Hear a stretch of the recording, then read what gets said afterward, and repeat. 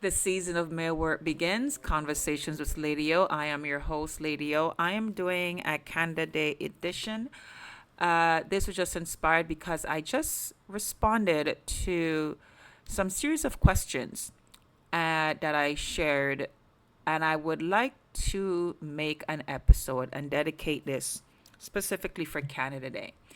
So the questions were asking about Canadian identity, and what it is to be Canadian. And as a result of, what Justin Trudeau has done to the country, completely changed the whole feel of what it is to be Canadian. And also how we as Canadians interact with each other, and how we as Canadians allow our government to interact with us. The government that we elect, these men and women that we place in a position of trust, but also in a position that they are to be loyal to the oath, which is the charter. But I notice all of them are always swearing loyalty to the monarchy, loyalty to the charter, and also our Bill of Rights, and adamantly and passionately defend that. And ultimately, the men and women that we elect, they're there to represent us, not to represent the crown and what the crown is wanting for us. And I think this is where that taste comes in the mouths of many, that leads to the question: are we truly independent, and are we truly sovereign? Are things symbolism, or are they the factual reality that we truly are not independent? Because for decades we were told it's symbolism in regards to the monarchy. But in the last, more pressingly, 5 years, it seems that there's somebody else that's dictating and directing what our elected officials should do and how they should move, and whose agenda are they supposed to be loyal to and be pushing. Is it the agenda of the Canadian people, their wishes, or is it the agenda of somebody or some entity outside of themselves who have made an allegiance or have made some type of agreement with another party, another third party, another entity? And because we have an outside head that has made an alignment with another entity, because we are under that head, by nature, we are now in agreement with what that head said yes to. Because we are under that head, we are covered by that head. So are we really covered by our charter that codifies? The charter isn't what gives us, it puts in writing, it codes it, like section 1, section 2, section 3. It puts it in a codified aspect of what the people, what we have already agreed to, culturally, verbally, what we said yes to, what we say, this is who we are. Now we're going to put it down on paper. We're going to codify it. We're going to put subsections and paragraphs, and so you're able to refer to. But the thing itself is non-negotiable. Are we truly sovereign, or are we underneath or covered by a sovereign? And that sovereign is making deals and making alliances with third party entities? Or are we really standing on our own?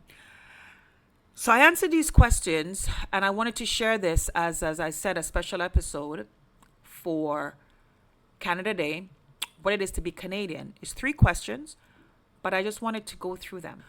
So, question one was, who and what is a Canadian? And my statement was, a Canadian is someone who lives in a society that upholds individual liberty, limited government, free markets, and the rule of law. What defines a Canadian is not a rigid cultural or ethnic identity, but a shared commitment to individual autonomy and rights. To be a Canadian is to participate in a system where people are free to pursue their own goals with minimal interference from the state, from the government, while also respecting the rights of others to do the same. A Canadian values personal freedom, embraces political and economic freedom, and believes in open dialogue through freedom of speech. So, in this view, citizenship is grounded more on a shared principle than a shared background. Also, a Canadian embraces our Charter of Rights and Freedoms and also our Bill of Rights. And they know it, they get to know it, they embrace it, and they passionately defend our Canadian Charter and our Bill of Rights. And they know the history about both of those, the language, and what the language meant for both of those, what it actually meant, not what it's being implied or being subjectified to, what it objectively meant. And as I said, the history of both of them and the language within both of them, that still tells us that both still stand.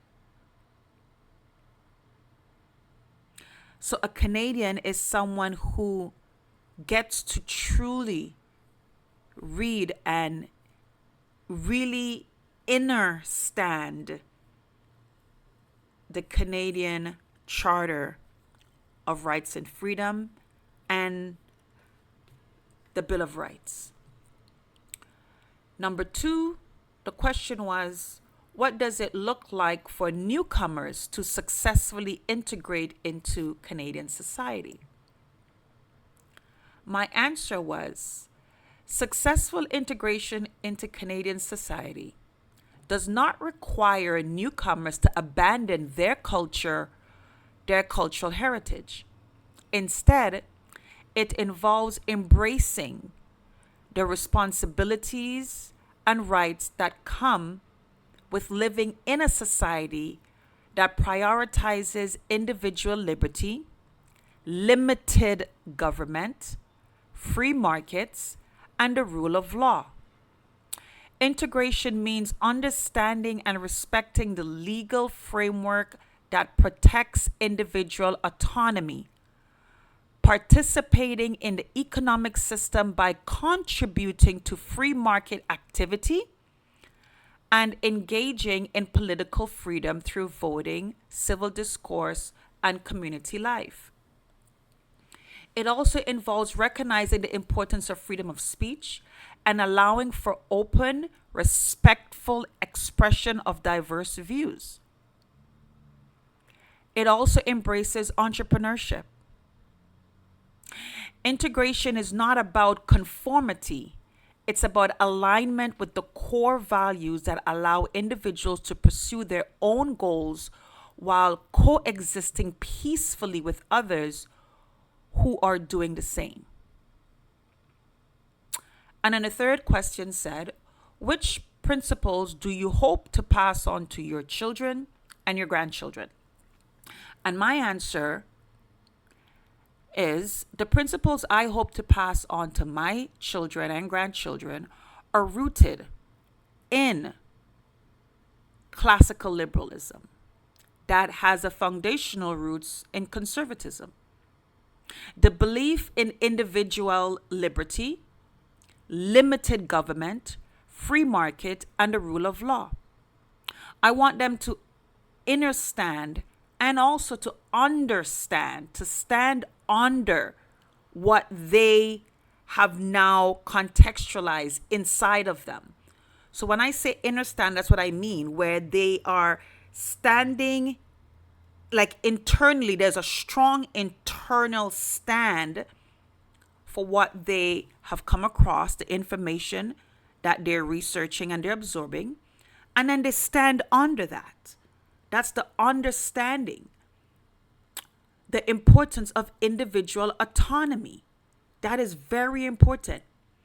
And the right to live freely without unnecessary interference from the state, from the government. I hope they embrace economic freedom and see the value in hard work, entrepreneurship, and voluntary exchange. I want them to be politically free. So I'm going to say that again. I want them to be politically free, to think critically, to speak openly, and to engage with the world around them without fear. Justin Trudeau, did you hear that? Mark Carney, Doug Ford, you liberals, you progressive liberals, without fear. That's all you three has been using.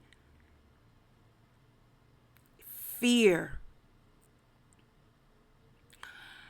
Most importantly, I want my children and grandchildren to appreciate that freedom isn't something granted by the government. They don't grant you your freedom, Justin Trudeau. You don't suspend our human rights. It's not granted by you, government. It's something each individual, each woman, each man, each child possesses. And it must be protected and preserved for future generations passionately. And that's the answers to those three questions that I provided. And I hope as you ask yourself these questions, as we move forward closer to Canada Day, you also reflect on those questions. Question number 1, who and what is a Canadian? Number 2, what does it look like for newcomers to successfully integrate into Canadian society? Number 3, which principles do you hope to pass on to your children and grandchildren? But I just wanted to contextualize them in a short video. I want to keep this under 15 minutes. So this is Lady O, stay in action, faith, and possibility. Walk in and protect your light. Your purpose will find you. Say what you mean and live like you mean what you say.